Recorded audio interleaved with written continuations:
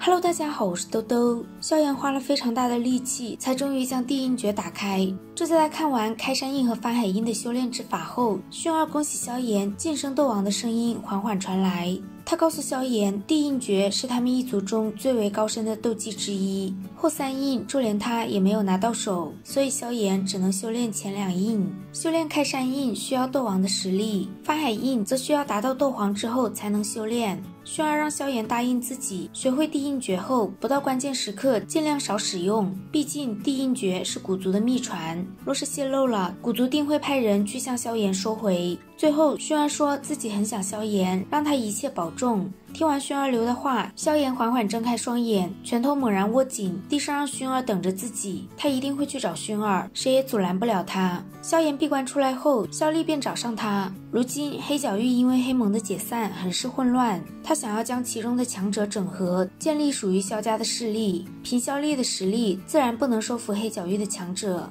但只要萧炎出马，想必不会太过困难。萧炎让萧厉只要有本事就放手去做，遇见解决不了的麻烦就来找他。萧厉想要在黑角域建立势力，还有一个大问题，那就是内院。内院对于黑角域过于强大的势力一直抱有忌惮之心。萧厉让萧炎最好先说服苏谦，不然日后迟早会有麻烦。萧炎找上苏谦，将萧厉准备在黑角域扩建势力的事情说了。他知道黑角域一直是迦南学院的一根刺，若是萧厉能在黑角域将势力扩大，不仅不会对内院有威胁，还可以帮内院看住其他有敌意的势力。苏谦想了想，答应了萧炎。不说其他，单天分炼气塔就长时间的需要萧炎补充陨落心炎，更何况他也很喜欢重情义的萧炎，再加上若是黑角域中有较好的势力，对迦南学院也有好处。苏谦关心了一下萧炎的伤势，便问他之后有何打算。萧炎会在内院待一段时间，把美杜莎的问题解决了再说。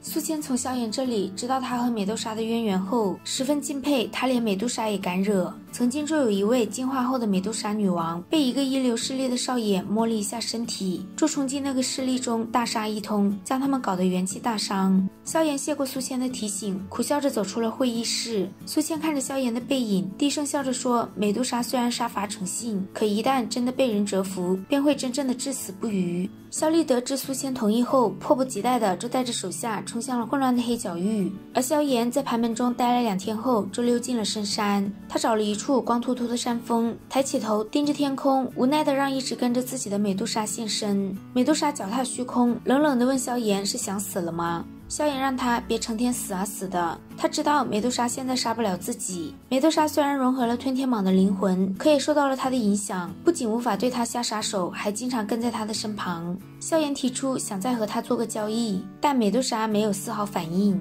这几年就是因为各种交易，他才会和萧炎一直纠缠在一起。但当萧炎说自己可以将吞天蟒对他的影响彻底消除，让他做回真正的美杜莎女王时，他依旧不争气的心动了。萧炎从药老那里找到了一种名为复魂丹的6品丹药，只要美杜莎跟在自己身边1年，不能对他有任何杀心，必要的时候让他出手不能拒绝。1年后，萧炎会给他炼制丹药，到时候若是美杜莎还想杀自己，萧炎悉听尊便。美杜莎不得不承认，萧炎用自由来诱惑他很成功。2人达成交易后，萧炎自顾自地说，既然要待在一起那么久，还是给他取个名字，不然每次叫他都会暴露他的身份。萧炎给美杜莎起了一个名字彩铃。美杜莎被萧炎气得转身就走，解决了美杜莎这个隐形大杀器，萧炎便开始修炼开山印。开山印修炼起来比燕分侍浪尺困难很多，需要打通特定的3条经脉，才能调动斗气发动斗技。萧炎在深山苦练开山印，萧厉则趁乱接管了没有主人的封城。封城这块蛋糕太大，黑角域其他势力自然不可能让萧厉独吞。深山中花了1个多月，才将开山印小成的萧炎接到了萧厉的传信。萧炎转身喊上美杜莎，说有事要去黑角域一趟。美杜莎并不想给萧炎当免费打手，奈何厚脸皮的萧炎以复魂丹勾着他只能跟上去。来找萧门麻烦的是黑角域3个一流势力，天阴宗、罗刹门以及狂狮帮。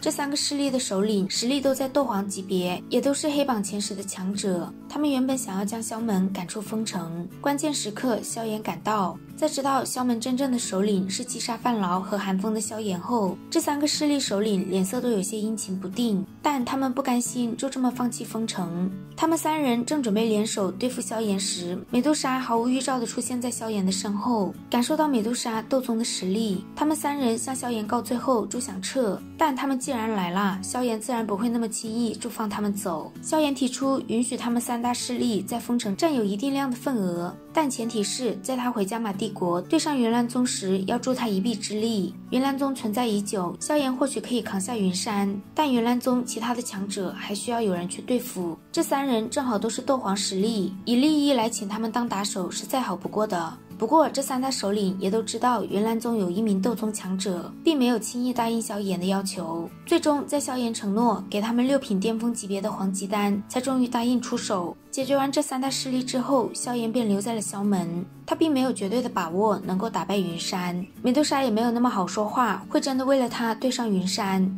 所以现如今萧炎最重要的便是增强实力，而只要药老能够苏醒，他的战斗力一定会暴涨。萧炎让萧丽帮他寻找能够修复灵魂的药材，他需要的药材都是十分罕见的，而萧门此时经济上并不是很宽裕。萧炎大手一挥，拿出一大堆韩风以前炼制的丹药，让萧丽先将这些丹药卖了救急，之后便准备再次闭关炼药。萧炎从韩风的幽海纳戒中找出了不少丹药和药材，其中刚好能凑齐一副炼制父子灵丹需要的药材。父子灵丹是萧炎很早之前就答应给海波东炼制的，现在他有这个实力可以炼制，药材又凑齐了，便准备先给海波东炼制丹药，省得日后回加玛帝国不好向海波东交差。萧炎放出韩风的万寿鼎，如今他实力暴涨，借助2种异火和万寿鼎，即使是炼制6品丹药也有不小的把握。更何况父子灵丹虽然是6品丹药，可对炼制的要求却并非很高。很快萧炎便将父子灵丹成功的炼制出来了，这也意味着他已经成为了1名6品炼药师。好啦，今天的视频豆豆就讲到这里啦。如果喜欢豆豆的视频，欢迎点击订阅关注，我们下期再见，拜拜。